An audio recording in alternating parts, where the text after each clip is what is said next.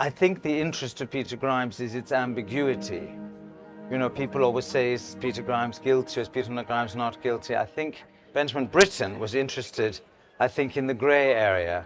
And also because I think that this piece was very personal to him, because at the time he wrote it, he felt himself victimized because an outsider and isolated because of his homosexuality and because of his pacifist stance during the war when he went to America, and he was very criticized by people who thought he should have stayed in England and fought.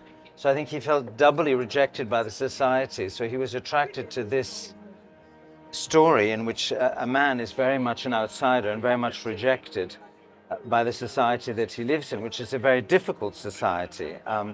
Very poor people, troubled, angry, and so I think it's clear in the libretto and the story that Grimes is not a murderer. He hasn't killed anyone, but these are accidents that happen. But of course, in a way, he is somehow also responsible because he's very tormented and very impatient and cannot express himself in words. So when he is frustrated, he becomes violent. But what happens, and this is something I think that happens to many people, is his actions are not what he intends. And so the society, which is also very desperate to accuse and to say, you know, we're all okay and you're the guilty one. So they want to find what we call a scapegoat.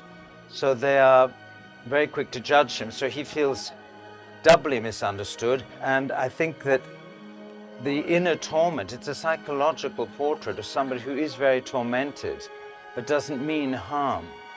And I think in this day and age where people are very quick to judge other people, and the results of that judgment can have very disastrous results for the people who are accused, sometimes with good reason and sometimes falsely. It has an echo and something that is of meaning to us today, that we should be looking at a situation like this and having to make our own mind up as to what really should be happening to someone like Peter Grimes.